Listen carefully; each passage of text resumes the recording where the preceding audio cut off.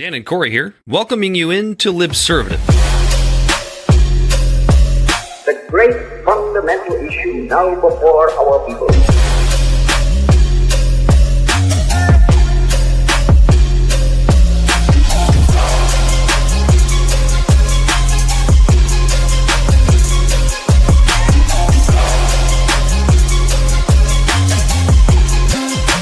We, the people, cannot turn back. Yeah, welcome in to another rousing rendition of Libservative Intellectual Idiots Fostering Political and Cultural Literacy and the world's smartest internet show. Bell the Bodysnatcher on the ones and twos. He, as always, is Corey Walsh. And he's Dan Griffin. We got a big one here tonight, boys. It's our last week before. Until what? I believe it's our last week before the big Kentucky primary. Am I wrong about that? So it's on the 19th. That's 5 days away. Yeah, this is probably the last time for us to tell all of our Kentucky friends to get out and vote for Thomas Massie. The smear campaign against him, which we'll get into a little bit later on in more depth later on in the show, is remarkably desperate. However, I'm never going to discount the power of Adelson money when it comes to any election. If you look at the polling, if young people show up to vote, he's a shoo-in. Right. That does seem to be the case. That does seem to be the case. I got two things to get off my chest before we start our show, Dan. Okay. First off, I am now officially a college graduate. You know, I don't want anyone to look at me any different. I'm still the same guy. I'm still the same happy-go-lucky, easygoing Corey. I don't want anyone to try to paint me as an elitist. I'm not a part of that group, even though I have a degree now. Just don't treat me any different. I'm just here to just have fun with the rest of you. Just because I know a little privilege. Just because I know a little bit more than you now, don't treat me any different. Corey is a full-fledged card-holding communist now. So because I stole money back from the government that they took from me. So we have two differing opinions here, Dan. Yeah. The other thing, okay, yeah, you want to talk about attack versus character. Me and Bell noticed that you took your headphones off before you took your piss before the show because you didn't want us to hear your feminine stream. You wouldn't have. I was connected to the correct microphone this time. Oh, well. I think we might be getting throttled down for our hashtags on Twitter right now. I think that's actually happening. You think so? We're getting throttled down pretty hard. We're getting throttled. Yeah, people don't want us spreading the good word about Thomas Massie, so hopefully you're hearing this in podcast form at some point. I don't think we're going to get a whole lot of live viewers. I don't think we're going to be allowed to get a whole lot of live viewers here tonight, but that's okay. The show must go on. Before we get into any of that fun stuff, Trump basically saying that he doesn't care about you at all, as long as Iran doesn't get a nuke. What else did I have on that list of stuff we're eventually going to get to? Oh, Trump made his summit with Xi Jinping, and Bibi Netanyahu's saying more things about how your sons and daughters are going to go to war for Israel, and still doesn't understand why the propaganda war isn't going in his favor. He doesn't understand what's going on, and also what a turd John Fetterman is. He likes war, and I will say this: we can start with this before we get into AOC being a fucking retard. The TradCon boomers are going to have a cow when they wake up tomorrow morning, because obviously they've already been in bed for a while. It's already 8:30, so they've been in bed for about 3 hours after their 4:00 dinner, because the Supreme Court decided that the abortion pill can be ordered through the mail while the legal challenges against it are taking place. So this isn't like a Roe v. Wade thing where the Supreme Court says, when it comes to someone's body on this show, I feel like you're in agreement with me, Dan. When it comes to your own personal body, the government should have no say in it, regardless of your personal opinion. Whether you're pro-abortion or pro-choice, it's not up to the government to make that decision. Yeah, and now you can, with the use of the abortion pill, you can legally, through mail order, evacuate your uterus. So congratulations. A bunch of conservatives, they do mail order brides. Why not mail order oopsies? This isn't like some Roe v. Wade thing where it's like the law of the land. This is still being challenged in court. This is just while the legal proceedings are going on. Lower courts can't be like, all right, you can't do this. So it's, the fight's not over for anybody who supports the use of this pill, but at least temporarily, or against it, I guess. Oh, good. Sure. Against it, for it. It's still the most frustrating fucking thing to me that people are still, because of their own personal convictions, wanting the government to create a safe space for them for this issue, when they were literally all up in arms about the government enforcing on them that they have to get a vaccine or not. They were all like mockingly saying, my body, my choice, when it came to like the government trying to force a brand new vaccine on you. Mm-hmm. And then instead of learning from that, like, oh shit, yeah, maybe government overreach is bad, they went right back to the fucking well and drank from the same poisoned well that was from a lead factory downriver half a stream away. Can I play devil's advocate? I agree with you, but let me play devil's advocate. The way that the anti-abortion crowd sees this is that one of them is preventing the murder of a baby, the other is preventing the government from forcing you to put something into your body. Okay, then you use the same argument they do. They use the same argument they do. Well, then if you're going to just allow an illegal immigrant to come over the border, then why don't you house it? Okay. Well, sure. If you don't want someone to abort a baby, why don't you adopt it? Mm-hmm. I didn't say I didn't say I didn't agree. Saying, I know. They're just saying one's murder and one's not really murder. One's preventing murder. Like I guess it's my own personal opinion, execute but it's order 66. When it can survive by itself outside of the womb. Technology is advancing. It's at this point now where you can hey Belle, look up the record of the youngest baby removed from the womb that survived. Like fetus? I guess. I don't know. Whatever you want to call it. I gotta imagine there's been a couple second trimesters in there that have pulled through. Oh, I'm sure. But I guess that's we have all just participated in a hate crime. Whatever that number is, then if someone's willing to foot the bill. Care to venture a guess? I don't want some weird thing where someone grew an embryo outside, in some sort of mixture or tincture that made it viable to live. I'm talking about where someone was like, oh my God, I'm going to die if I keep this baby. All right, we're going to take it out and try to keep it alive.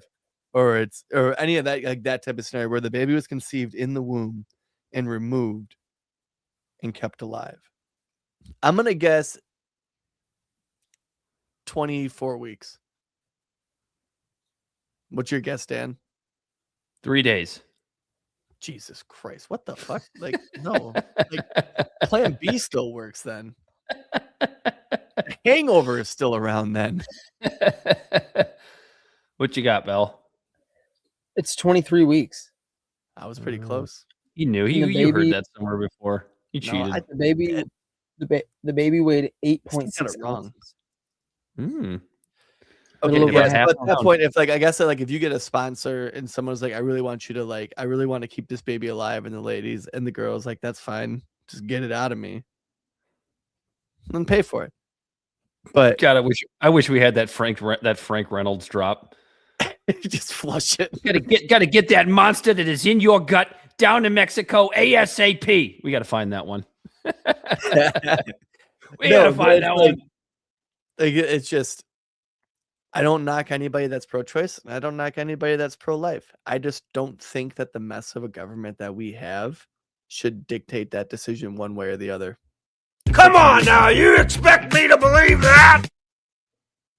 Isn't that crazy? It's crazy, right? That like what you do with your body does not infringe on my personal liberties whatsoever. That I don't think the government needs to mandate it with some broad blanket fucking mandate either way or the other. Corey, sports baby murder. On we go. Okay, or people who are super like liberal and pro-choice would be like, oh my God, he supports forcing a woman to do something with her body because the government isn't there to mandate it and tell them no. Shouldn't have taken that D. Took too much vitamin D. You know who else supports baby murder, Corey? Who?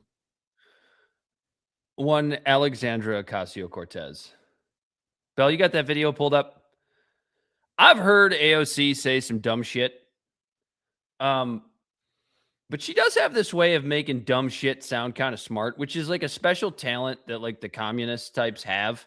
If it's foreign policy, I mean, if it's domestic policy, where they make dumb shit, she gets smart. Probably a D on foreign policy, and that's not a sex joke. It's just she's not very good at it.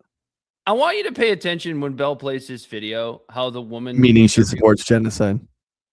Yeah, I want you to pay attention to the woman interviewing her, how she responds to this. She might as well be under the table with her head fully inside of AOC's snatch, which, you know, a baby will never come out of. But... She's straight. She's probably going to have a baby. It's bad. It's really, really bad. Go ahead, Belle. Roll that footage. There's a certain level of wealth and accumulation that is unearned, right? You can't earn $1 billion. That's right. You just can't earn that. That's right. Exactly correct. You can. That's exactly correct. You can get market power. You can break rules. You can do all sorts of things. You can abuse labor laws. Yep. You can pay people less than what they're worth. Yep. But you can't earn that, right? Absolutely. And so you have to create a myth that since you didn't earn that, you have to create a myth of earning it. There's a certain level. Man, you are one pathetic loser. That's the chick from Broad City. She's an idiot. Wait, was that the chick from Broad City? I don't even know. Sure, I don't even know. I don't really Not care. one of the two main characters, right? Was that one of the two main characters? No shit. Irrelevant. I didn't even recognize her. Wait, is it the girl with the fro? Oh my God. It's just straightened. Okay, anyways, never mind. This is Radio for Two. Irrelevant. Okay, so let's break this down. Dude, one of my buddies from high school, he shared this on one of the social media platforms, and it was the first place I saw it, and it happened to be a retweet from George Takei. Okay, about just how brilliant this is of AOC to say, because what these communist types always do is they speak in these super vague, generalized terms that can't be quantifiable at all. They use words like earn and what they're worth, and what's the other big one they like to use all the time? Living wage. And it's like these are vague terms, they're subjective terms that don't actually mean anything. Oh, greed. Greed's the other one. They love the word greed. And she goes, wage slave. You can't. Yeah, whatever these vague terms that nobody can actually quantify in any way, whatever they're supposed to mean to them to make their point sound smarter than it actually is. So she goes, you can't earn $1 billion. Okay, let's go with that. You can't earn $1 billion. My question to you, Madam Congresswoman, would be, what's the number? So respectful. What's the number where your wealth stops being earned? Is it $500 million? Is it $1 million? Is it $999 million? Is it 1495? I mean, what is the number, and who decides what that number is? You see how this makes no sense? Like, yeah, it does. So I just Googled it really quick, and you can't earn $1 billion. And I think that Grok would never say that. No. What I'm getting at is I think the fact that we have billionaires is a reflection on the inflation that's happened over 100 years. Because you know what $1 billion was worth in 1926? Let me guess here. I'm gonna say it's less than 10 million. It's 53 million. Is it really? Yeah. Oh, what year did you say? 1926. Okay, no, that's about what I was thinking. All right, I was off. Yeah. No, $1 billion is like a lot of fucking money. It's Dan, $1 billion is a really, really big number. It's like a whole buttload. I know. It's wild. It's more than 999 million. 0.99999.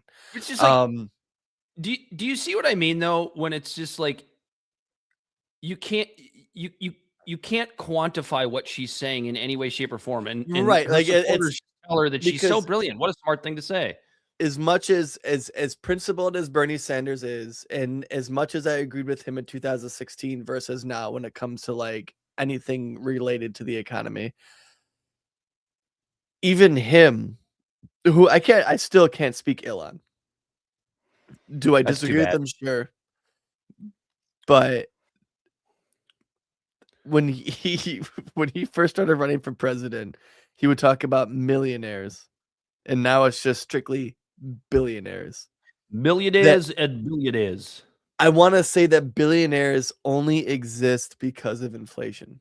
Just like why the stock market is hitting record numbers because of inflation. But even so, that still doesn't mean that $1 billion can't be earned, right? Okay. Like I get it, like I get the idea of it, where it's like a lot of these people who are billionaires, they got a huge head start on life because their parents were millionaires, and they they were getting loans from their parents. Like what is like Trump's a self-made man because he got a small loan of $2 million from his parents. I think it was four. Give Elder Trump some credit here. Regardless, $4 million or $2 million, you are still getting a leg up over 99% of the country. Yeah, Trump didn't start off on Skid Row. He wasn't no fucking who was it? Who created the printing? Like the people who were actually self-made that became billionaires, but in 1926 terms, so they would have been just millionaires, holding just a measly $53 million versus $1 billion. But it's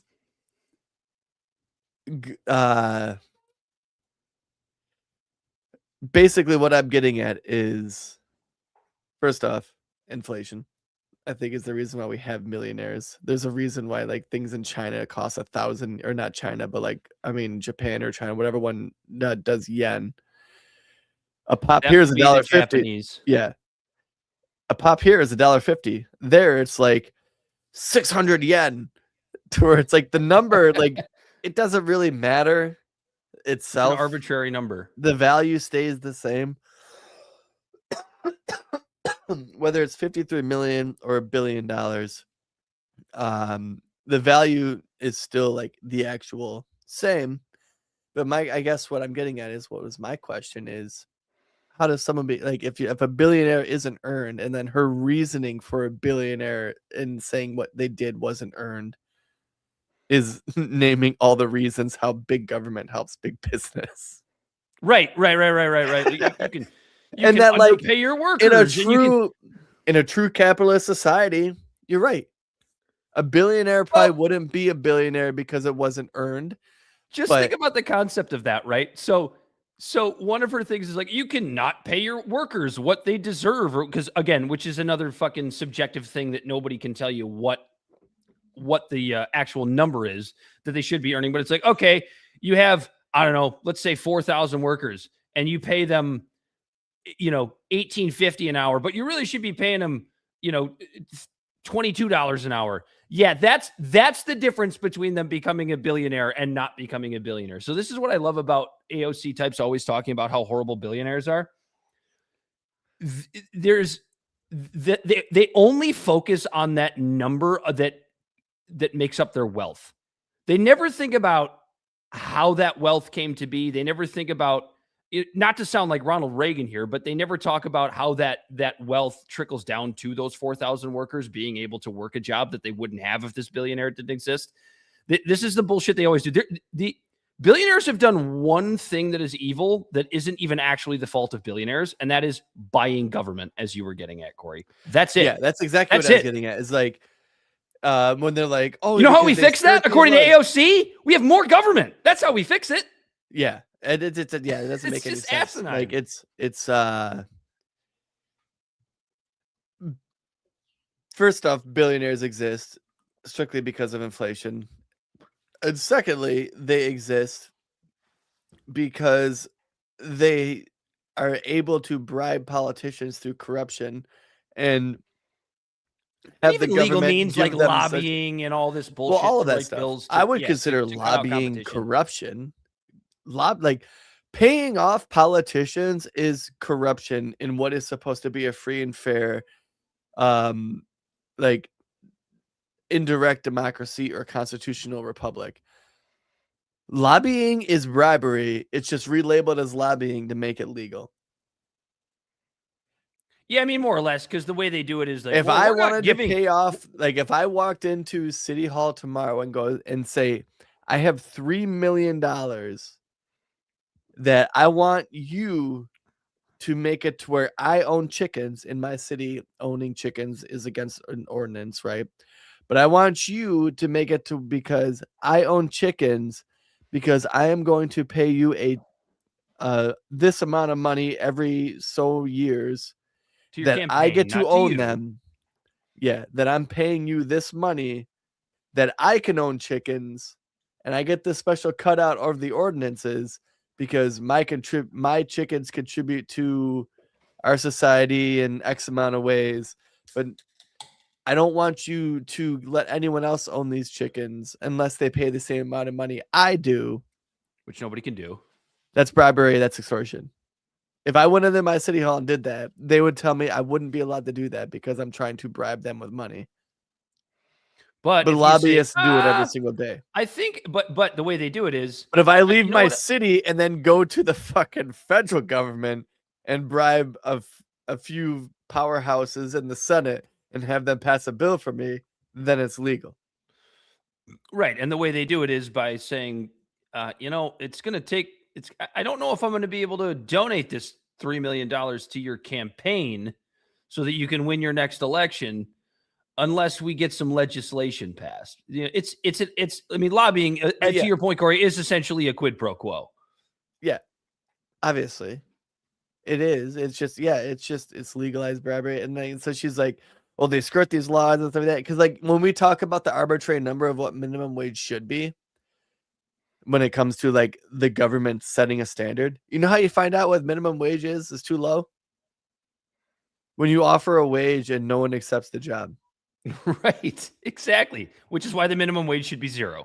If someone like, if I did something tomorrow and I started a small business and then I offered $3 an hour to people to come work for me, there's going to be somebody who is in a spot that is so desperate that they need $3 an hour because it's better than $0 an hour. Go outside, nerd. Get out. Go. Like, I ain't got time to be distracted by your worthless chime-ins. Go on. But there's someone desperate enough to work for it. Yeah. She's a moron. The only reason Walmart, and we've talked about this on our show before, talking about billionaires, the very billionaires she's attacking, the reason why they're a billionaire is because they're able to suck off the government teat and hire super poor workers because they're subsidized by the very government that you're trying to expand. Yeah, and they give them just enough hours to where they're not technically full-time. They don't have to give them health insurance, all this other stuff. But then they also make their schedule sporadic where they can't get a second job. There's a trap. There's a trap there. Yeah. But by all means, AOC, keep blaming the billionaires. Keep saying stupid things like you don't earn $1 billion instead of turning the mirror in on not necessarily yourself, but on the people with you in Congress that I'm sure you'll support next time around because so here's the thing, this MAGA candidate can't win. Well, here's the thing. It's because like they often, and both sides do things like this, but like right now, this whole you can't earn $1 billion. I don't know if you could point to any American who's earned $1 billion that didn't do it off of either their parents' back or being able to buy off a politician or do it in an actual free market economy that we talk about, because all of those things would like living off like getting money from your parents. That's one thing, but then using that money to lobby and use the government because they're corrupt and because that they're valuable and because that they can be paid off to do things to cater to you to help your business. Can you name a billionaire in America that became a billionaire that wasn't from nepotism and wasn't from manipulating the government? Not a billionaire, multimillionaires though. You can name a million millionaires that did that. Multi-millionaires. So it's like I get the idea that you can't earn $1 billion, but what pisses me off is someone like AOC will make this arbitrary number, which again is the only reason we have billionaires is because of inflation. The only reason the stock market's hitting record numbers is because of inflation. Because when you put all these numbers, like it hit these watermarks before when the economy was doing just as good, and you could say the quality of life of Americans in the 50s was a hell of a lot better than it is now. And you didn't have a ton of billionaires, and you didn't have the stock market hitting the numbers anywhere they are now. The only reason those numbers are higher now than they were in the 50s is because of fucking inflation, because the value of the dollar has gone lower. That's a great segue. And all of that shit that was happening then was happening with less government and less, you know what I mean? So it's a great segue. And then also like, in all honesty, would the world be better or worse if there were no millionaires? Of course it would be. If a true market system didn't allow it, because again, getting back to it, that I honestly believe that in a true market, free capitalist society, you're right, there probably wouldn't be billionaires, because one wouldn't figure out a way to jump to the top really quick and then stifle all innovation. Look at the fucking protectionist law that put in by our very own Alyssa Slotkins, saying that no China-built vehicle could be brought here because they might be surveilled on. And it's like, is that what it is? Because all I see is now all of a sudden a bunch of Americans are being blocked from buying a cheaper alternative to the vehicles that are here, to where if those cheaper vehicles were here, our in-house industries that build our cars would have to innovate a car that would compete with that. But instead of making it to where cars are cheaper here by using a free market system, to where cheaper cars from being introduced into the market, forcing the industries here to adapt, we're going to make laws to not let another government spy on us, because our government wants to spy on us and they want their fucking kill switch fucking shit put in our cars. And that's just one small example of like, why are the auto industries here billionaires? Because the government is stifling competition from entering the market. And why are they doing that? Because big business is in bed with big government. Right. This is the thing we talk about all the AOC is time. trying to expand and defend. This is the thing we talk about all the time, where the protectionist policies that stifle competition are the reason why the stock market goes up, billionaires get more, why we have such a wealth gap, such a wealth disparity, why we had the biggest transfer of wealth of all time through the COVID times, through even, and then before that, the housing crisis of 2008, 2009. These are all because of terrible government policies that allow these rich billionaires that AOC hates so much to take advantage of a system that is put in place by the collaboration of big business and government. And what these socialist idiots always want to do is they want to put 100% of the blame on those billionaires who are literally just taking advantage of the rules that are put in place by you, AOC. Yeah. Sorry to say, I mean, maybe not you personally, but the people that you sit next to every day in Congress. Yeah. You people did that shit. 50 years from now, Dan, it's not going to be the billionaires are bad. It's going to be the trillionaires. The value is going to be the same. The value will be the same. The amount of the number is arbitrary. Remember, in the last 100 years, the dollar has lost 93 or 98% of its value. Enough of its value. Because you keep finding ways to pump money back into the economy through whatever it is. Whether, I mean, the first one I remember was didn't Trump write, or not Trump, Bush write some checks? I think Bush was actually the one that bailed out the banks, if you want to get really technical. No, but I mean, didn't he actually send check? Like, so the reason I bring up that example is because obviously Trump did that, Biden did that through COVID. They both did it. And it's like, it's really great when you first get that $1,200. It's like, oh my God, it's awesome. This is $1,200 I didn't have. Inflation's not a problem at that point because inflation doesn't hit until all of us have spent that $1,200 check and it ends up back in the money supply to where the corporations that you hate so much. Right. But I'm sure AOC didn't have a problem with Joe Biden cutting those checks. I don't think she probably said much when Trump cut those checks. She was just probably really quiet. I don't remember. If somebody can point out to me a time where AOC ever said, let's stop spending. Right. And dude, it's like, and you know, fucking Pete Hegseth with his $1.5 trillion. Fuck you, dude. Defense spending. And, you know, I'm sure she's got a huge problem with that, as she should. But it's just like the Bernie types, the AOC types, these people, I genuinely think they believe what they're saying. And I genuinely think that they're just stupid. It's frustrating because they're really good at pointing out the problems. But their argument is more restrictive free market, or less free market, more big government. Yeah. That's always the answer. And the thing is, it's like, in the best intentions, Bernie, you're eventually going to have to leave your seat.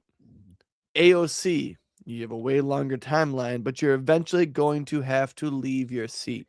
She'll be Dianne Feinstein at some point. And then what you're going to do is leave behind this gaping open hole for somebody to plug, and then use the very words you created 50 fucking years ago and the bill you created 50 fucking years ago and manipulate it and pull more money from the system. Well, meanwhile, that's happening from a million different directions. And then all of a sudden, everyone's like, where'd the money go? I guess we'll just print more. Exactly. Well, that's already been happening for 80 Well, that's years. what I'm saying. Well, that's what I'm saying is like, why continue to repeat that cycle? Because what they're doing now is the same thing that happened fucking 50 years ago. Corey, don't you understand the point here? If billionaires and billionaires, he doesn't say millionaires anymore because he is one and he's a fucking chud. But Bernie Sanders, if the billionaires would just pay their fair share, again, arbitrary language, stuff you can't quantify. What the hell does fair share mean? Nobody actually knows what the hell fair share means. Like there have been models done on this. If you took all of the money from every billionaire in the United States, every dime in assets, every dime in their bank account, every single dime, and you pumped it back in to the, essentially in through taxes, it wouldn't even run the United States government for a single year. But for some reason, if we just tax more, all we got to do is tax more. It's going to solve every poor person in America's problems. Now, that's a really easy thing to sell to someone who is not doing well, because it's really easy to be, I don't want to use the words like envious or jealous, but like, I've been broke before and I've looked at people with a shit ton of money and said things like, oh, that must be really nice. Right. I think we've all done that. You know what I mean? But it's really easy to be like, how come I'm struggling? But the bigger problem, the bigger thought is like, I'm struggling over here and this person's driving around on a yacht. It's really, really easy to be a politician and turn the ire toward that person in the yacht. Because what does that do? Well, that takes the ire away from me as the congressperson in the federal government. It takes the ire away from my colleagues. We're trying to get them to pay a little bit more, when in reality, what they need to do is shrink themselves and shrink their own power. How do you get somebody who has gained power to give it away? You don't. Yeah, if we took all the money from all the billionaires in our country, and then like every single dime, like you said, assets, everything, it would fund the government for a year and 3 months. All right, so it's gone up a little bit. Barely a year. And barely a year. Now you have no billionaires to create jobs. So now what have you done? It's just like nobody ever thinks about those reverberations. Not to sound like Bibi Netanyahu. Anyway, it's just that's the thing. It's just everyone does these fucking, maybe not red herring. What's it? Straw man. They create like straw mans and caricatures of just something to attack and poke and prod with sticks, without even understanding that that's not even really the enemy. I'm not saying that these billionaires are angels. They're all like again, it goes back to, did they earn it? And it's like, I don't know, because they were using their millions to extort the government and corrupt and lobby the government to make them billionaires, to where it's like, at what point were they not a contributive fixture in society to the point where they were just their assets and the number in their bank account is not the thing that's the problem. I'm with you. Like I'm not a huge fan of any billionaires out there. The arbitrary number that there is in their account is negatable. Doesn't matter. It means nothing. Anyway, we can it really doesn't, because the government just keeps fucking spending it and printing it. That number literally doesn't mean anything. It's the perfect segue into our next topic, which is that Donald Trump basically told you flat out, fuck you. He does not give a shit about your finances when it comes to the Iran war. It is so much more important that Iran doesn't have a nuke that they never had and weren't trying to get, than whether or not you're able to put gas in your truck to go to your job and feed your family. He doesn't care about that. I'm sure everybody's probably seen this video at some point, but we'll roll it for you one more time, because anytime I have a chance to get anybody pissed off at the federal government, I like to take advantage of that. And I think Corey does as well. Go ahead and roll this one, Bell. To what extent are Americans' financial situations motivating you to make a deal? Not even a little bit. The only thing that matters when I'm talking about Iran, they can't have a nuclear weapon. I don't think about Americans' financial situation. I don't think about anybody. I think about one thing. We cannot let Iran have a nuclear weapon. That's all. To what extent are Americans... You're a fat loser and you have body odor. You don't know what the funniest fucking thing about that video is? And it just goes to show like the uniparty that we have and like the political, like how the political parties and all the big things, short of trying to win an election, are in lockstep and actually the same. Is that video is going to be chopped up and it's going to say not even a little bit. I don't care, you know, like like when it comes to the financial, like, because he said at first he said how he doesn't, not even a little bit, he doesn't care about the finances of Americans, and then he says Iran can't have nuclear weapons, and then he says again, I don't care about the finances of Americans. The biggest problem is we cannot have Iran have nuclear weapons, and you're gonna see that cut up to just those 2 sections of what he said, and not the part about Iran having nuclear weapons. It wasn't a threat to Americans, but Democrats and Republicans both are lobbied by the military-industrial complex that they don't want to piss them off, that they're only going to cut out those little parts about Americans' finances and not play the whole clip. I don't even have anything to add. I mean, I think Donald Trump just said it right there, right to your face. And JD Vance decided to come out today and basically try to gaslight you into the fact that Donald Trump didn't actually just say what he just said. It's the same shit Marco Rubio pulled a few months ago. With the Iran or the Israel thing, and then afterwards, like, that's not what I said at all. Yeah, except at least Marco Rubio did it for himself. Did it to himself. I didn't say that, and then you just pull up the video. You know what's really funny is I saw this thing recently before you play this video, and talking about how the extermination of the white race is actually happening because in 2028 it might be 2 Latinos running for presidency. AOC and Marco Rubio. Oh my God, dude. You know what's funny? We might have 2 Latinx. I mean, here's the thing.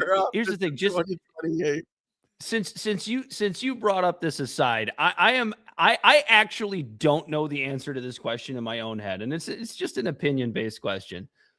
But after Trump versus Kamala Harris, is it possible to have more of a shit show of an election season than that was?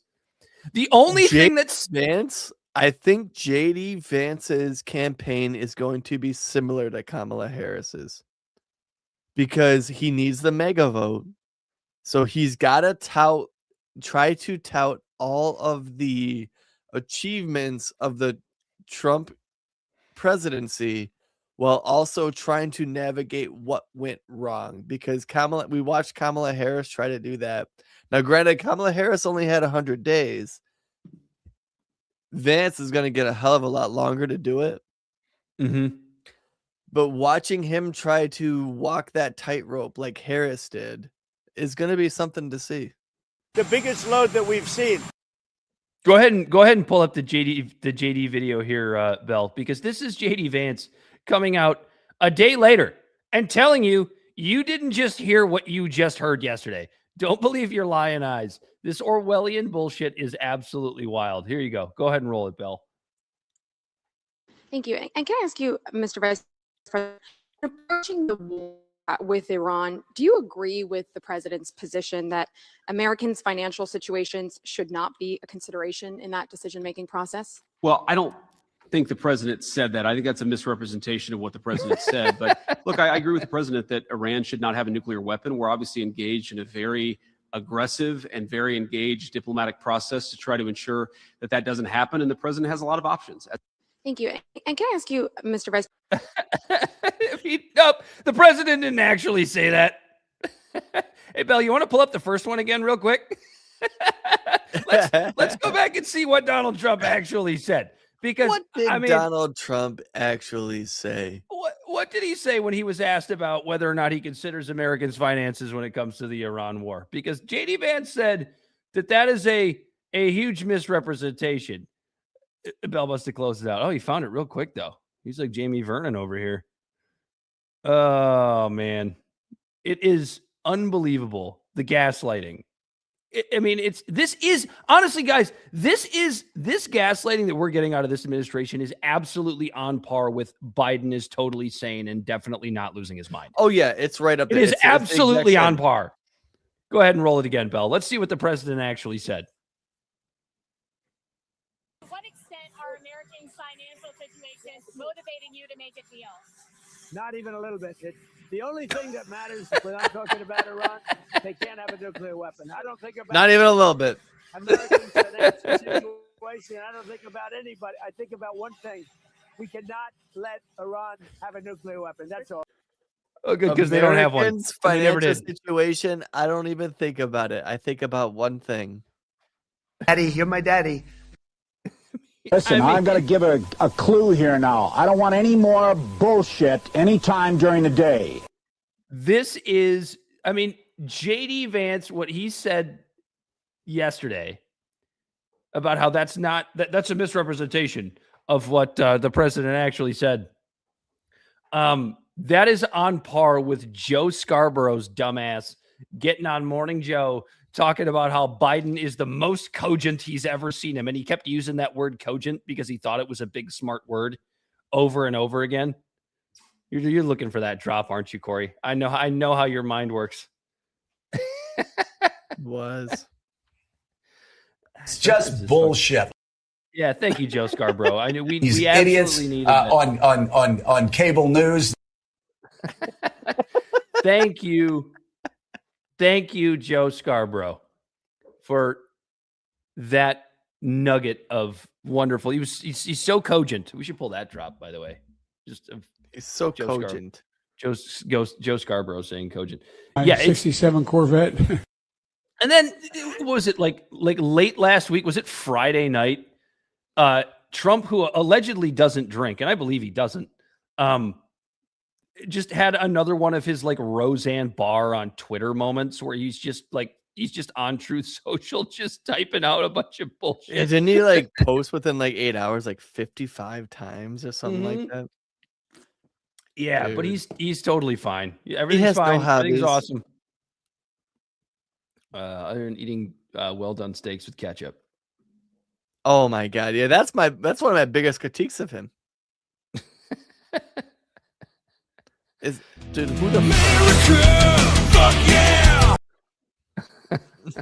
Everything is awesome. Everything is cool. Gotta be careful. I know, dude. We get our shit pulled for that stuff. But yeah, Donald Trump basically gave you the top of the line middle finger. He does not care about your finances.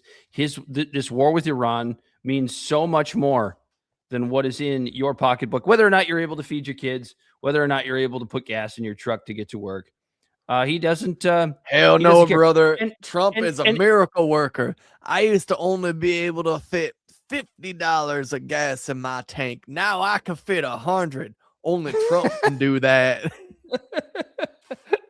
And it's been a tough week for JD. We don't want to be too hard on the vice president, especially following Pete Hegseth's nonsense about making the Department of Defense, or I'm sorry, the Department of War, more quote unquote fiscally responsible in its use of your tax dollars to blow up brown kids for Israel. By increasing it by like 100%. Yeah. So JD, I don't think I sent this one to you, Bell. I think I might have made that mistake. JD put out this ridiculous video. If I can find it, I think I fucked up and didn't send this to Bell, but that's okay. I'll go ahead and play it. He did one of those terrible fucking America is awesome and here's why videos, and this is it. This was so fuck yeah! We have to take the fraud issue seriously. We really have the most accelerated, aggressive anti-fraud operation that we've ever seen from the federal government. Every week, I get a report from the task force. We have our weekly meeting, and I am shocked every single day by the things that we find. This is not just theft of the American people's money. This is also theft of critical services that the American people rely on. No amount of fraud is too big or too small. If you're defrauding the taxpayer, you ought to go to prison, and anybody who's helping you ought to go to prison too. Wait, Vice hold President hold JD the fuck on. So we're gonna damn near double the budget of a department of our government, Pentagon, military, what have you, that hasn't been able to pass a fucking audit in our entire lives since they've started auditing the Dan, Pentagon. no fraud is too big or too small. I know. Why not? I know. Why not, instead of going after, and I get it, the Somalian fraud, there's a shit ton of Medicaid and Medicare fraud that are in the millions and millions of dollars. He's But talking about freedom. Why not start with the big fish that has $6.4 trillion that they cannot account for? I don't know why you're asking me. I mean, and that's a great point, Corey, and it even goes a little bit. It even goes a little bit deeper than that, because I mean, are you going to look into Eric Trump's influence peddling in his crypto scam, or the fact that the president's son is on cable TV bragging about landing a defense contract while his daddy's president of the United States? How about this new thing? Did you see this? Did you see this new thing that popped up just today or yesterday, Corey? I think it's been going on for a while, but they finally released Trump Mobile, the American-made competition. No, Trump Mobile is not iPhone happening anymore. Right. They were allegedly... Yeah, they got a ton of money from that, and now they're just saying that Trump Mobile isn't going to happen anymore. They were allegedly supposed to start shipping phones this week, is what I was getting at. So JD puts out that gem of a video. I think it was basically on the same day. So with Trump Mobile, over 500,000 people paid $100 to pre-order one. There's no product. It doesn't exist. And there are allegations that the phone was actually going to be made in China. I'm sure those Trump accounts, though, that the president is peddling to your boomer con uncle dumbass to open for his grandkids, those are totally going to be on the up and up, though. I promise you, it's going to be totally fine. But no fraud is too big or too small. I'm just going to go over here and hit end stream. Man, you are one pathetic loser. Oh, my God. Those Trump accounts are great, though, right? They'd be awesome. You should get one for your son, Corey. Nothing could go wrong. It'll go along the lines of Trump. No. Here's the thing. Here's the thing. It's like, fuck Trump, whatever. The accounts might actually, like, never mind all the other scams that Trump has ran before or during his presidencies. I'm not going to give the government money for something that's promised for my child that 10 or 15 years from now, right when he's about to turn 18, gets thrown into a slush fund like Social Security or anything else did. Sorry, we don't actually have the money to give you this money. So we're gonna throw it into a Ponzi scheme like Social Security's been since its inception. And you're gonna have to go ahead and pay that money forward to the old people. But we promise you'll get yours when it's your time. You're just gonna get it a little bit later and a little bit later. He's gonna turn 17, and then right when he's about to turn 18, they're gonna we're gonna give it to 21-year-olds. Mm-hmm. And then we gotta up the Trump account age. Yeah, it's gonna be just like the retirement age. So you're never actually gonna see it. That's exactly what I'm getting at. You're never actually gonna see. I promise. It's great though. Oh my God. Anyone who has worked for a big bureaucracy when it comes to a business should be the most libertarian person in the world. Boomers but they're are not. The worst, dude. I fucking hate boomers. Boomers are the reason why Thomas Massie might lose his primary on Tuesday. Boomers are the reason why we're in a deficit. Boomers are the reason why there are billionaires. And why are there billionaires? Because of inflation. Because 100 years ago, someone who would be considered a billionaire today would have only been worth $53 million. You sure about that? Yes. No fraud is too big or Yes, too yes, small. yes, Corey. yes, No fraud is too big or too small. Trump met with Xi Jinping. They had themselves a nice little jerk off fest. Nice little circle jerk with Trump's tiny hands. And Xi Jinping's Asian. He probably has tiny hands. Is that a racist thing to say? I don't really care. I will say this. I'll give Trump credit for this. He really was talking up Chinese food, man. You saw that, right? What did he say? He's like, I didn't pull the video. I don't really care. But he said something like, there are more Chinese food restaurants than there are fast food restaurants combined. And it's like, it's not even close. Like, he's so wrong about that. Wait. Start that over. I'm sorry. Trump said that there are more Chinese food restaurants than there are all fast food restaurants combined. And it's like not even in close the United States. I don't know if he was talking about in the United States or if he was talking about like where he was just coming from or whatever. But it's like either way, it's not even close. It's just like there's like 50,000 Chinese food restaurants in the United States, and I think there's more Subways than there are Chinese food restaurants. Don't get me wrong, there's a shit ton of them. No, yeah. Did you know that Subway has the most locations of all the fast food chains in the United States? They outbeat McDonald's? Yes, they do. Yep. Because I had heard that fun trivia tidbit and couldn't believe it myself. I looked up, you know why? Because you know what they do? It's actually kind of a brilliant business model. They happen to make like gas stations. Yes, along highways. So there's just a shit ton of them inside those gas stations and on those highways. It's actually kind of a brilliant business model. It works pretty well. Because I'm going to tell you, like, I don't eat Subway. Like, I never eat Subway. But if I'm on a long road trip with the wife and the dogs, we probably stop and grab Subway once. You know, in a gas station, it's easy. Make you up a quick sandwich. It's easy to eat in the car. You know what I mean? It's Dude, I'll drive an extra 10 miles to get something like A&W or McDonald's or something. But if you're looking for the convenience of just off the highway, it works. Still, it's like the only time I'll ever eat Subway. Literally, I will never eat it again the rest of this year. I will not compromise.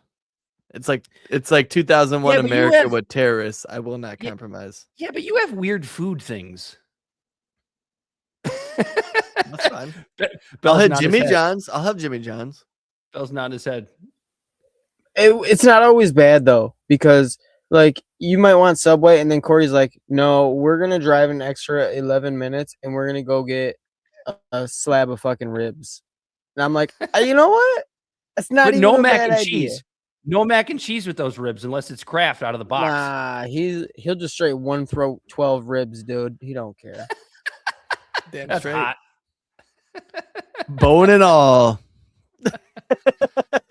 Dude, I can't remember. I had an uncle tell me this story once about like I don't know if it was because I feel like bringing Bell back into this. I feel like we've probably been in a similar situation, and then after we eat some good ass food versus just Subway, I'm like, that extra 11 minutes was worth it, wasn't it? And he's like, yeah. Yeah. Speaking of ribs, I had an uncle that told me this story once about, I don't remember if he was talking about his grandma, it was somebody or like an aunt or somebody, but she would crack the bones open and suck the fucking marrow out of the bones. Gross.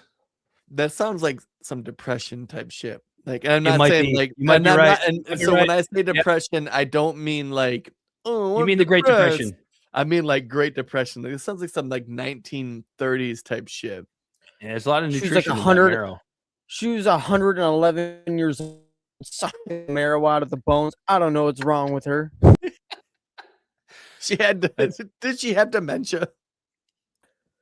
The fact she's 111 cracking bones is crazy enough. I don't. Yeah, but you just made. I don't think she was that old at the time. I know. Mel just making up numbers like AOC over here. Arbitrary. You can't just become 111 years old. You don't earn being 111 years old. You can't just earn that. You just can't. You don't earn your age. I become a billion years old. You kind of do, man. Being alive takes work. It's a lot of work to be alive. I don't know. I've put in minimal effort and I'm doing a lot better than a lot of fucking people. Till you get ass cancer from eating all that McDonald's. Although Trump's okay, he eats a lot of McDonald's. Yeah. I think about that sometimes where it's like our generation is eating a lot of foods that like are preservatives and stuff, but it's like when you really look at it, it's like, do you really think people in the 50s were eating better? They're eating a lot less. Less, maybe. Like it's like when you think about people during the Depression, you know, and they're just eating like dandelions. Dude, no, my grandfather, when he finally got money and started his business I almost said in the United States, in Michigan, because they moved up from like Depression era Missouri. He's like, I will never eat another turnip the rest of my life because like that's like all they had for some period of time. All he could eat was fucking like turnip soup or whatever it was, and he never did. He never ate another turnip again till the day that he died. Fucking made it. A lot of radishes, though. That's how I feel about meatloaf. I'm glad. I'm yeah. What, in Michigan, radish? Where I live, it was like, what was it? The rhubarb state of the rhubarb capital of the world at one point. I don't know, dude. I love a good red radish, man. That's how I feel about horseradish. I'll never eat meatloaf again in my life. Oh, my wife makes a good meatloaf. I like it. It's delicious. Anyway.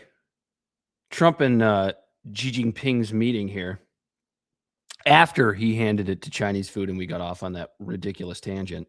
That meeting was, you know what that meeting was, right?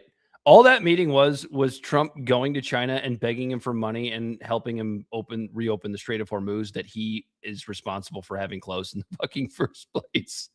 Meanwhile, the Chinese are like, yeah, dude, it's open for us. They came out and said that today. The Iranians are letting ships through that are going to China. Well, you know why? Because China didn't start a war with them. Yeah, because China's not bombing them. Yeah, it's kind of wild how that works, isn't it? What a bunch of jerks. Those goddamn Chinese people not fucking bombing them for us like they should be. It's like, honestly, the whole situation is Isn't that crazy? Like, I honestly, like, in my day-to-day life, China, I feel like, poses no threat to me as an individual if I was my own sovereign person.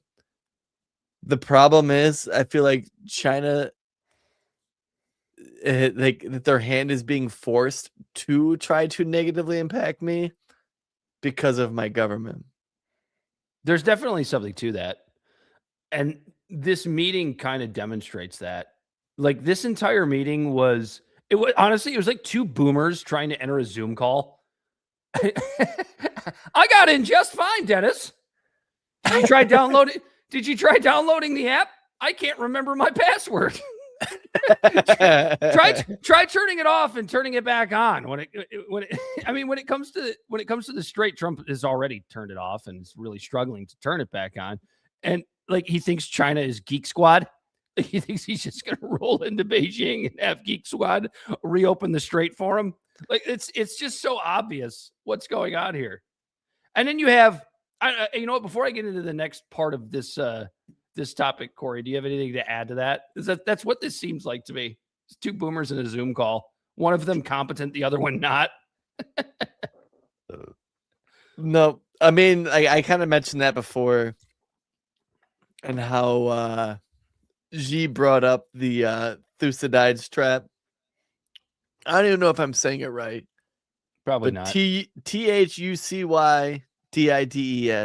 Thucydides, Thucydides, and how, like, Americans love Trump because he speaks like your average American. And here is Xi bringing up not like Eastern mythology or history, but instead Western mythology and history. And how, you're a like, fat loser and you have body odor. You don't want audio of Xi Jinping during happen. Yeah, you don't want this to happen like that's happened before in your history because it's relatable for you versus our history. Like, I don't know. That's okay. You don't have to know. It's probably better that you don't. I'm not. When I say I don't know, is what I feel like what I'm saying is exactly what's happening. Is that they're just everyone's like, oh, Trump's playing 4D chess. It's like, oh, I don't know if he is. I mean, he might be, but he's losing. He's not winning the chess game. Right? Like, it's fine. Yes. All right.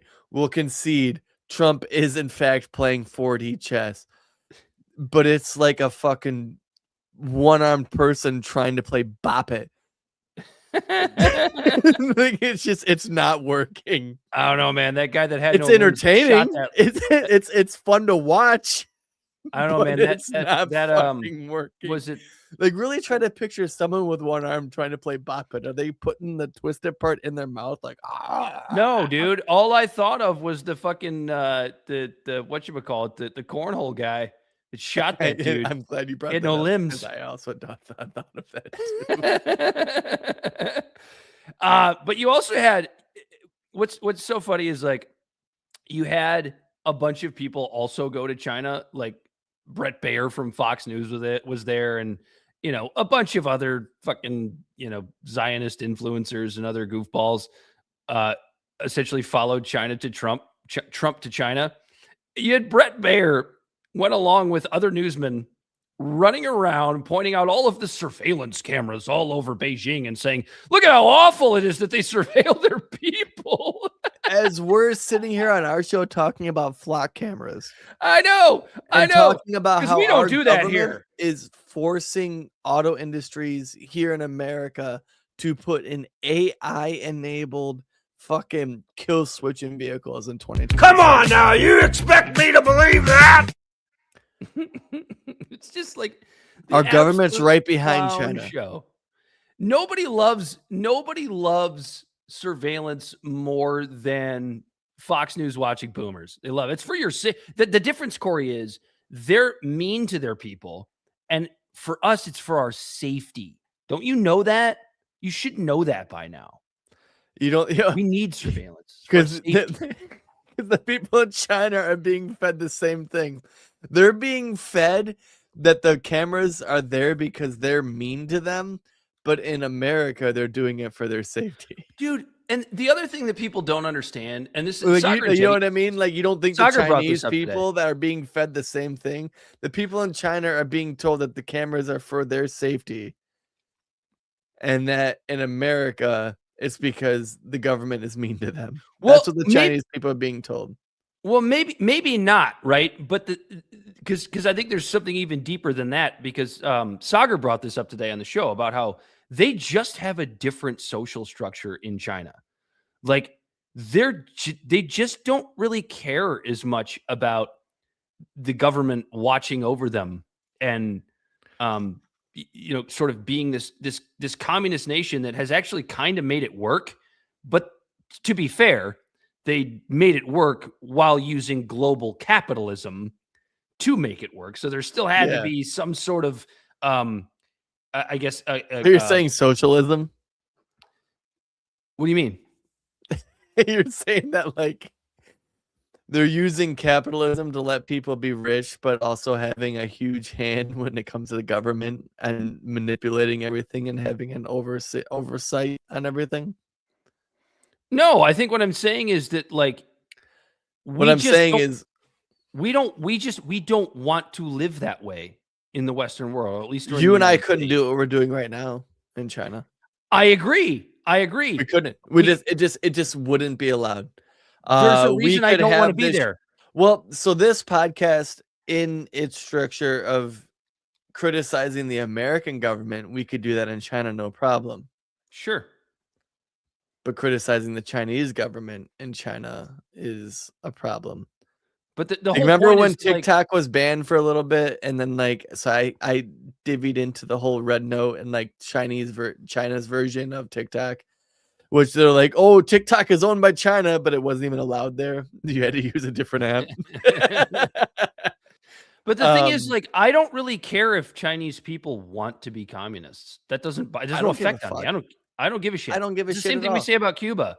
Like, I don't care if Cuba's communist. Cuba has a better I'm not higher Cuban. literacy rate. Cuba has a higher literacy rate. Cuba has a higher average age. Cuba. What happened Speaking in of Cuba, they're moving right now. Breaking news: they're moving to indict Raul Castro, who is Fidel Castro's brother. Oh, I don't know why. The guy's literally almost 100 years old. They just waited. Yeah, if you just wait till somebody can't think anymore, that's what they're gonna do to Biden. Yeah. Yeah, and then people will bring that up to like try to defend communism, right? They're like, well, they have a higher literacy rate and they have a higher life expectancy. It's like, that's great. They also don't have liberty. They also don't have liberty. And like, I care more about liberty. If I was Chinese, maybe I wouldn't. You know what I mean? Yeah, it's just, I guess because so many Americans don't flex it, but it's like, I like being able to just like tell the government, no, fuck you. Like, fuck Trump. You can only say that in a hand, like, probably counted on your fingers and toes of how many countries you can say, fuck the leader of your country. Right? Well, we're the only ones with a First Amendment, so that helps with that. Dude, so the other thing was, so not just Brett Baer talking about how it's so horrible that the Chinese surveil their people when we do the exact same thing, because obviously Brett Baer has no problem with Palantir centralizing all of our data and our facial recognition and everything else because it's for our safety. But also, or Gestapo type branches of the executive government manipulating the American people and using administrative warrants as judicial warrants. And he's no problem with any of that. But also, you remember how there's always been this talk, and also when he goes, there's a lot of cameras. Like, have you been to any downtown and actually just walked around? Because there's fucking cameras everywhere. The other thing that I noticed was fun about this was that there's a lot of the folks that went over there while Trump was there. There's all these videos of all of this incredible tech that the Chinese have, like humanoid robots and what have you. And there's been this narrative for so long that all the Chinese do is steal our shit. And like, that might have been true 20 years ago, but I think it's pretty clear that the Chinese are ahead of us in a lot of ways. They're ahead of us when it comes to this stuff being pushed out to like a commercial level. I feel like our government kind of hoards it. To think that China is ahead of us in tech, I don't think so. I think just our government hoards it and finds out a way to use it military first, and then it trickles out to the American populace. Sure, yeah, we got to use the humanoid robots. We got to, while China is teaching them how to like flip burgers and bring Granny her groceries, we're teaching it how to shoot a fucking AR platform. Like that's how we operate with our humanoid robots. We got to teach it how to go kill brown kids in the Middle East while they use it to actually help their population. Yeah. Isn't that wild? No, China studied America really well, and they're finding out where all our missteps are, and they're doing the same thing, extorting small countries. Remember during COVID, I can't remember the amount of people that were like, oh yeah, China's fucked. They're so fucked now, dude. China's done. China's just fine. And I was saying it then. Like, trust me when I tell you, China's just fine. They still have a lifespan that's shorter than ours because they have more 90-year-olds than 80-year-olds, more 80-year-olds than 70-year-olds, more 70-year-olds than 60-year-olds and stuff like that. But while we supplement our aging crisis with immigrants, they're supplementing theirs with robots. Yeah. And automation. Shall we get into the smear campaign about Thomas Massie? I guess. Unless you don't want to talk about it. I think it's important. It's just... Dude, here's why it's important. I said it last week. I think just from like a principled perspective, if Thomas Massie loses this primary, is the United States going to collapse, right? Is democracy going to fall, or any of the other platitudes that have been thrown out to us for the last 20 elections about if the opponent wins, we're all fucked? No, I don't think that's going to happen. But I think if Thomas Massie loses this election or loses this primary, not necessarily, well, if he wins the primary, he wins the election. Just because, it's Kentucky. But if he loses, it is such a horrible blow to can we turn around this cesspool, this horrible sort of Zionist and foreign influence and money in politics and just essentially everything that Donald Trump ran on in 2024 about turning around. It feels like Thomas Massie in a lot of ways is our last gasp at this, at actually making the things that Donald Trump ran on take place. Of an evening dying light. Yeah. And the thing is, the Adelsons know that. The Zionist movement knows that. Laura Loomer knows that. Fuck Laura Loomer. Hey, her fingers are all up in this. Larry Loomer. They all know what Thomas Massie represents to us, to the actual American people, and they want to crush that. They know what he is. They know who he is. They know how much he means to the actual America First crowd, and just regular, run-of-the-mill libertarians who just want to live on their fucking homesteads and grow hemp and be left alone and not pay as many taxes to, feed the Israeli war machine in the Middle East. They know all that. That's I just don't understand.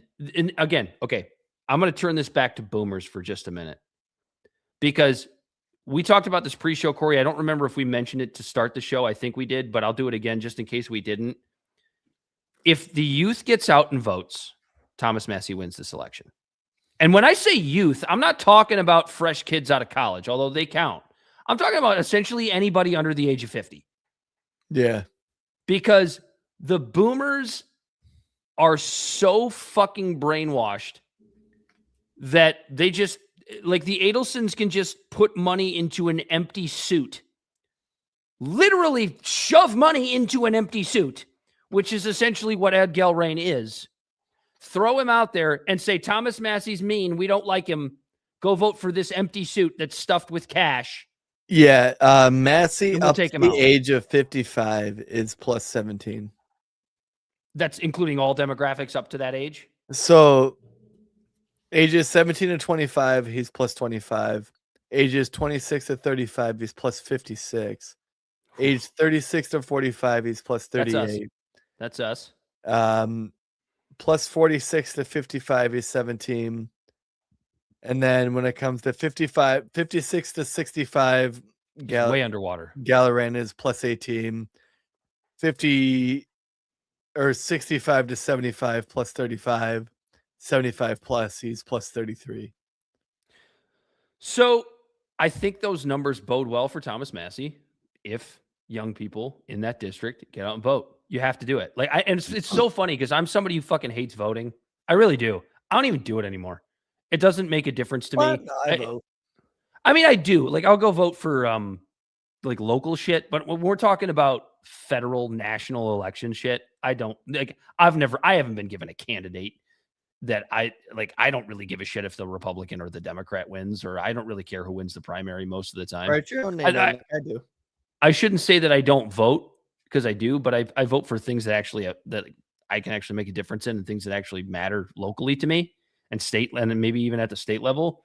But yeah, I mean, federal elections, it doesn't really fucking matter. It doesn't matter who you vote for most of the time. This is one of those weird times where it actually does matter. It's a matter of principle. I do have a buddy, friend of the show, He's filled in for Corey a couple of times. Jeff Mell, who does live in Kentucky, unfortunately, he is not in Thomas Massie's district, so unfortunately, he cannot vote for Thomas Massie. But he swears to me that everything that he's seeing in the state in which he lives, the state of Kentucky, most people aren't buying the Galrain bullshit. He's like, honestly, I haven't seen anything. I'm at this point now. He's very, very confident Thomas Massey is going to win this primary. If Galrain wins, then the stereotype of bucktooth inbred Kentuckians holds true. Yeah. If Massie wins, then I will the respect of Kentuckians. Is that the proper term for people from Kentucky? Kentuckians? I think it is Kentuckians, yes. Like, yeah, my respect for Kentuckians would be like, oh yeah, no, those people are actually really smart. And I don't think that he's going to win this primary plus 80 like he did the first time he ran. I don't think he's going to win it. I think the second time he was like plus 60. Like, it's come down every time. It's going to be semi-close. But with the amount of money that the Zionist propaganda machine has put into Ed Galrain to take down Thomas Massie, dude, I think a 7-point win. That's a blowout to me. I would take it if he won by, yeah. If he just wins, even if it's by like 100 votes, that's a win. That's a blowout. That's a blowout based on how much money was put into each campaign. Absolutely glued to those polling results next Tuesday. And I can't even vote for him. He's not in my district. He's not even in my state. Because he's the only man of principle in Congress right now. I should say in the House. Senate, even in the Senate. Like, he's one of the only principled people in the body of the federal government. So what are they doing to try to take him down right now, Corey? It is so interesting to me that a week before the primaries, something's got to come out. You know, you've heard of the October surprise, right? In the big general elections. Well, the Adelson money is pushing so hard for their very own October surprise with Thomas Massie, and the bullshit regarding it is just so easy to suss out. Clint Russell over at the Liberty Lockdown did an episode today. It's about 35 minutes. I recommend everybody check it out. He called out the bullshit on this smear campaign all the way to a T. I'm going to try to summarize it because I don't have a lot of it in my notes in front of me. But essentially, what the pro-Galrain Zionist money crew is trying to do here is tell you that Thomas Massie is some sort of sexual deviant. There was this woman that allegedly he was dating. I do believe he's denied that ever took place. There's a picture of them sitting together in what looks like a golf cart or something. I don't know where the hell it is. It's the only thing that they've been able to produce. But they're not even able to keep their facts straight. So he allegedly paid this woman off for some, I don't know, sexual misgivings or something like that. That's the way it's being spun. There's this video going around of this woman in what appears to be a deposition. Clint Russell called out the bullshit on that. It's not even a deposition. She's not under oath during any of this, and she's not even talking about it's not even regarding any sort of sexual misgivings with Thomas Massie. It's about a colleague of Thomas Massie's that allegedly she did hire this woman for like a temporary job of some kind, and then decided she was really shitty at it, so didn't bring her on full time. She was threatening to go out and, say some nasty stuff about Thomas Massie's colleague, and Thomas Massie allegedly paid her off not to do so. That's what my understanding of what this deposition is about. Again, Clint Russell over the Liberty Lockdown can explain this a hell of a lot better than I can. But the whole point of that is, it's Laura Loomer and types like her have been trying to make it seem like this faux deposition was about Thomas Massie forcing her to sign an NDA over sexual conduct stuff.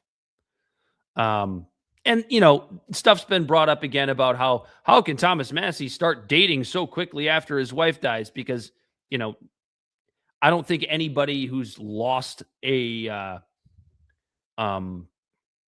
spouse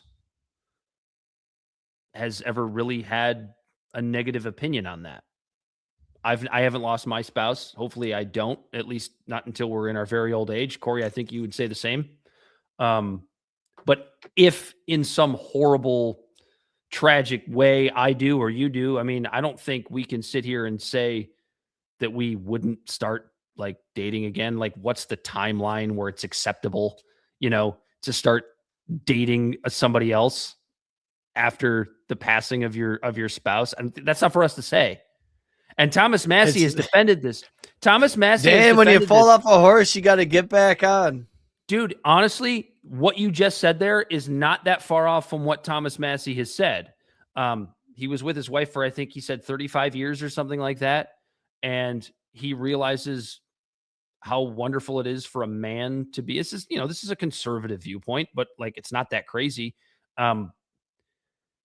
His whole point was like, he understood how great, you know, having a female companion was and being married actually was, and he wanted to go back out and do that again. And we don't know what Thomas Massie and his late wife discussed prior to her death. It's not like she just died overnight. She was ill.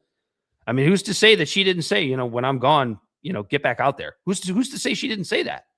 And it's not, and Thomas Massie shouldn't have to feel like he has to tell us that she said that or not.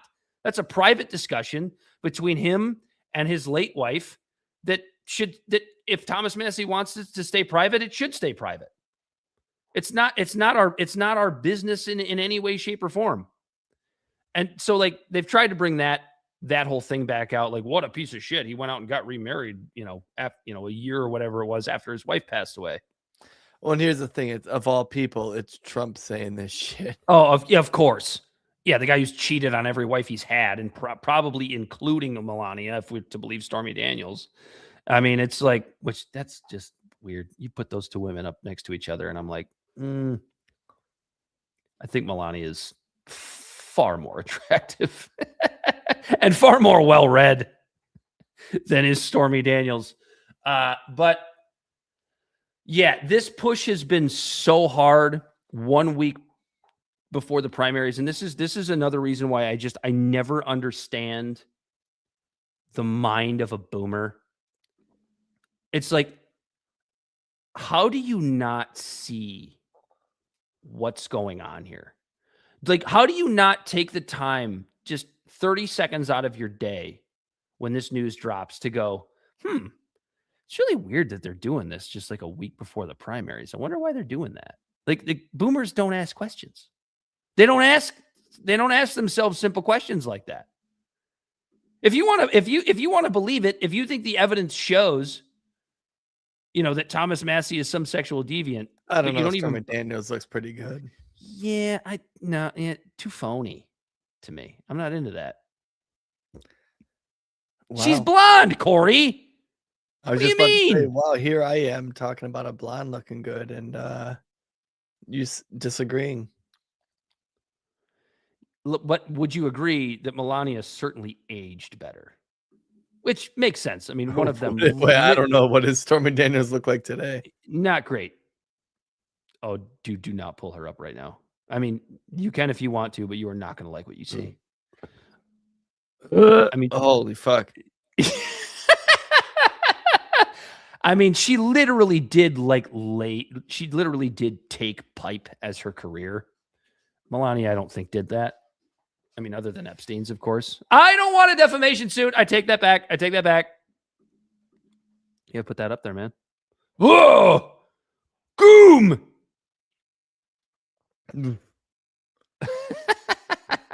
She's been through a lot, Corey. She's been through a lot. Self-inflicted. Some people age like fine wine, and some people age like milk. She turned into the president of a motorcycle. Of a motorcycle club. I never sucked any ding-dongs. She did. Yes, you did, Stormy. I've seen it. I've watched you do it on camera. Don't even try that shit with me. Anyway, please go out and vote. It's just bullshit. Please go out and vote for Thomas Massie. Can we just have that one like last bastion of hope that this empire isn't going to fold like a cheap card table in my lifetime? Says the guy drinking a twisted tea. I don't know what that means. I don't either. I just saw the twisted tea and I thought I'd say it. The shit's delicious. Twisted tea? Hell yeah. That's heartburn in a can, brother. No. Dude, fucking acidic beer gives me more heartburn than twisted tea. It doesn't even have, it's not even carbonated. How the hell does it give you heartburn? The lemons. Get the non-lemon ones. There's peach. There's a whole bunch of other flavors. I don't know, man. It's good stuff. Do you have anything else? Do you have anything else we didn't get to other than I don't know a whole lot about this, but Tulsi Gabbard's office got raided by the CIA. Time for a little drinking pool. Oh, Bibi Netanyahu too.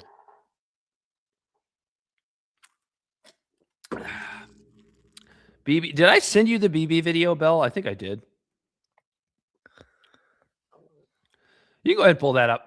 So BB was on 60 Minutes because, I mean, I wonder why.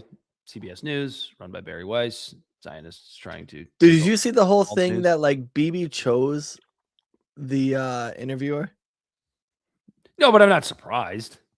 Doesn't shock me. That it wasn't the normal 60 Minutes person. It was, like, Major... What was his name?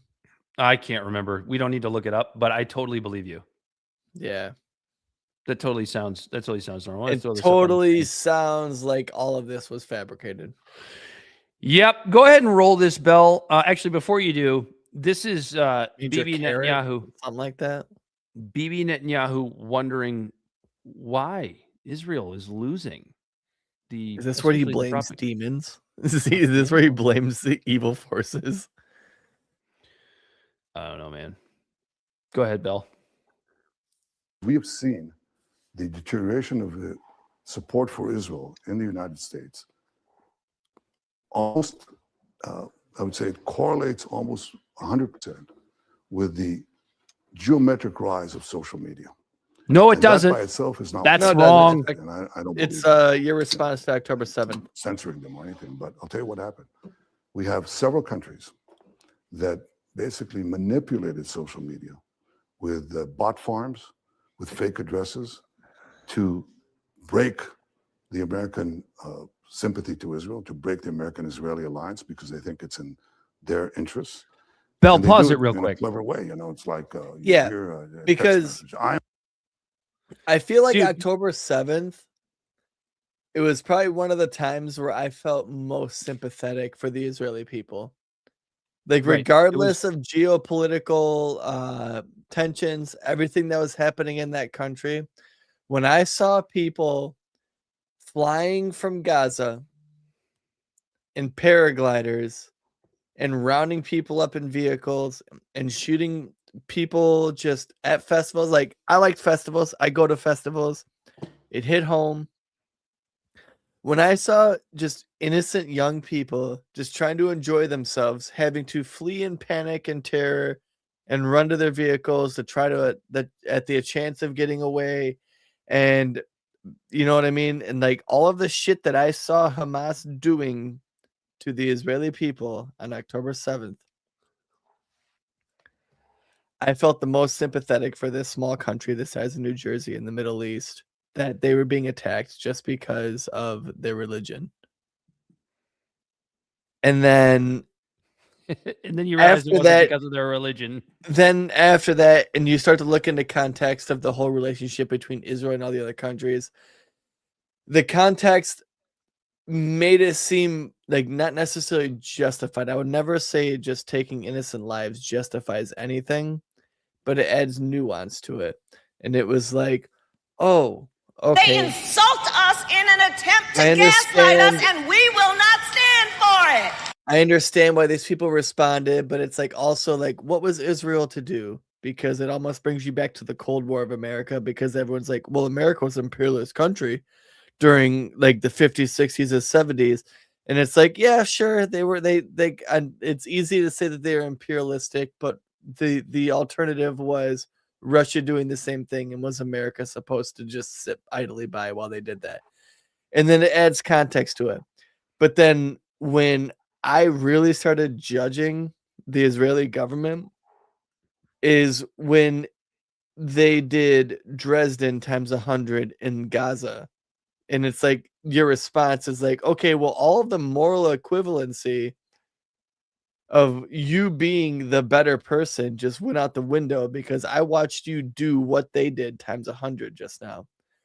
And I feel like that a lot of people in America, their psyche about this is pretty fucking similar to where it's like, maybe it was blissful ignorance when it came to Israel. They didn't really care because it was 3,000 miles away. But then all of a sudden you're watching the people completely decimate and create genocide on a whole swath of people while they're also claiming to be the victim. Yeah, I'm not buying it. Yeah, it's so. And you know what? A majority of Americans aren't either. And for him to sit here and scratch his head and kick rocks and go, well, geez, I just don't understand. You understand. Bibi Netanyahu knows exactly why. Two things about what he said so far.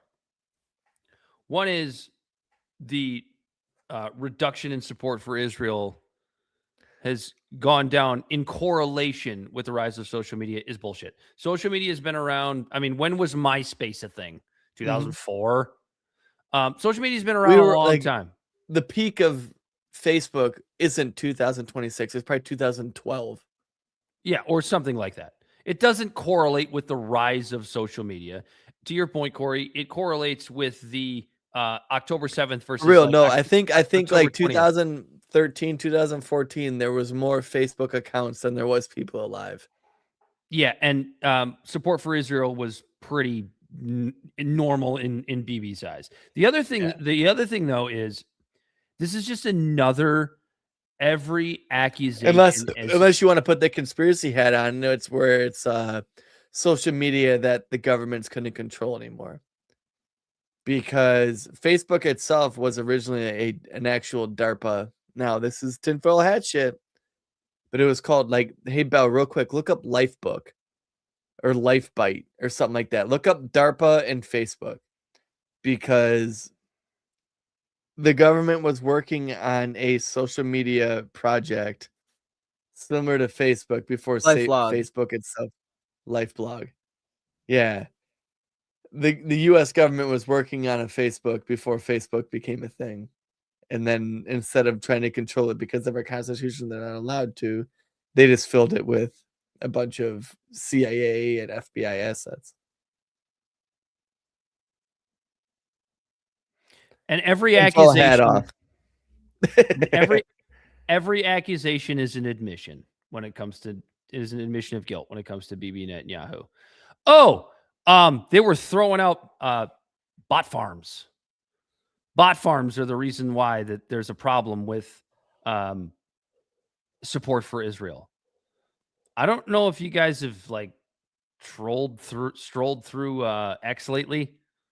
I don't know. Look at Dave Smith's feed. Look at Glenn Greenwald's feed. Look at the comments under every tweet that these guys post. And it's not just them, it's multiple others. It's all pro-Israeli bots. That's all it is. It's everything. It's 90% of the comments on these guys' feeds. But anti-Israel people are the ones throwing out bot farms. It's nonsense. It's what you do, asshole. Yeah, no, you literally bragged about paying random people to be pro-Israeli and paying them $7,000 to the point that it became a meme. I don't know if there's anything good left in this video, Bell, but I guess you can continue to the end of it. There's only like 20 seconds left. I don't know if he says anything else dumb.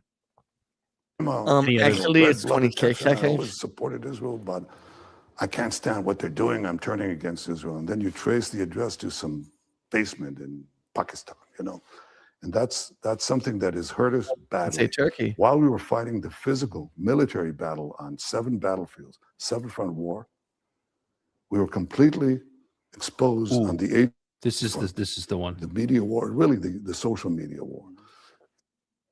Okay, so let me say this.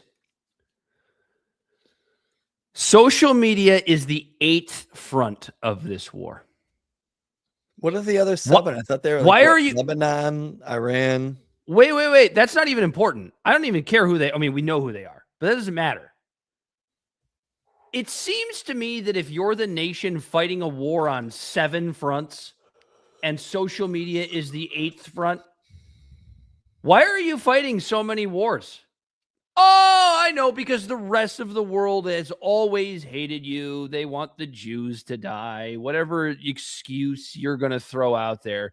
Generally, when a nation is fighting a war on 8 fronts, 7 in kinetic war, it's like that. It's like that whole thing where, like, if the whole room hates you, who do you think the problem is?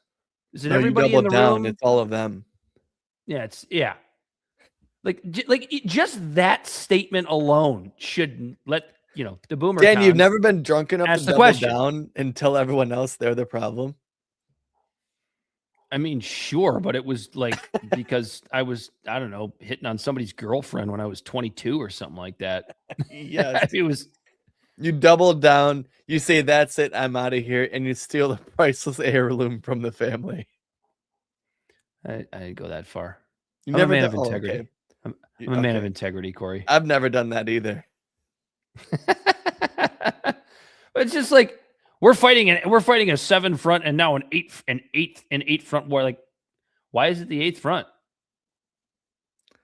I don't know, but it just makes me think. I'm gonna go off on a tangent here, Dan. One time I was at a piss. Okay.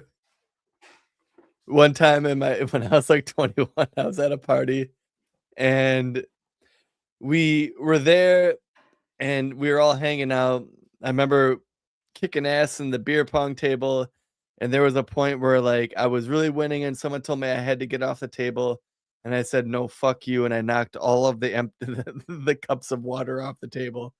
And then someone came up to me and told me I had to leave. So it was like February, and for some reason they still had all their Christmas stuff out. And as I was leaving, I remember thinking, fuck this place, and went to steal one of the animatronic Christmas fucking statues they had, one of those ones that moves, and it had a candle in its hand. And I grabbed it and went to run out the door. But when I went to go run out the door, it also had a cord on it. And the cord dragged across the table of all the Christmas decorations and broke probably 7 or 8 of that family's snow globes. And when you got it home, you named it Libya. No, when I got home, I put a cigarette in its mouth and took a picture of it and posted it on my Instagram because Instagram just came out. That's how long ago this was. That makes sense. It's part of the 8th front. It's the 8th front war. Yeah, go to church. Find Jesus. You're not fooling anybody, brother. For sure. Nolan Richardson said this show makes me want to stop jacking it and give a standing ovation. Why don't you do both? Personally, I'll unbutton a button. You can do both. Peekaboo. You can do both. What is the sound of one hand clapping? It's Nolan jerking off. Do we have anything else, Corey? I don't got nothing else. Tulsi Gabbard's office was raided by the CIA. I wonder why she's been so quiet on all this. You hope that's why she's been so quiet on all this, Dan, but we're giving her a lot of credit on that. I know. I mean, either way, it's why she's been so quiet on this. Whether or not it reduces the amount of integrity she has any further, that's debatable. All right. Tell the people where they can find us, Corey. Livservative Podcast is found on all social media and podcast platforms. Our website is livservativeshow.com. We can be found, not you, we're a collective, Dan, because you're a fucking pinko. We can be found on You're the one who just graduated college, asshole. You're talking about pinkos. Libsurative can be found on Facebook, Very YouTube, and successful, Twitch. very rich. Instagram and Twitter, LibsurativePod. Our TikTok videos can be found on Libsurative Podcast, and you can reach out directly at libsurativepod@gmail.com. Subscribe today. Donald Trump is a bad guy. He's a bad person. For Bella Bodysnatcher on the ones and twos, he is always gay. He is always has been Corey Walsh. He is always He's has Dan been Corey Griffin. Walsh. He's Dan Griffin. He's Dan Griffin. That's Dan Griffin. This has been Libservative Intellectual Idiots, fostering political and cultural literacy, and the The world's world's smartest podcast. We can't say podcast anymore. We're on multiple platforms. It's World's smartest internet show. Something Not like my that. problem. Does sound like something a boomer would say, doesn't it? I'm sorry. No, the world's smartest internet show. Doesn't that sound like a boomer catchphrase? It does. Sounds like something, I don't know, like a Tucker Carlson knockoff would say. Ooh, Mark Levin. No, he's not a Tucker knockoff. He's I don't know what he is. Tucker knockoff would have some. You're gay. Anyway, that's been it. Time for a little drinking pool. That's right. And until next time, we are out of I here. don't take no orders from no woman, by the way. I don't listen to women yelling. I tell them to shut up.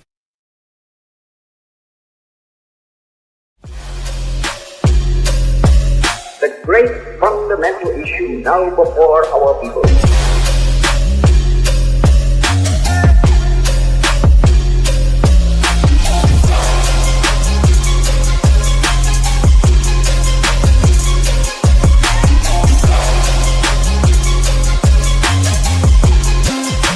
We, the people, cannot turn back.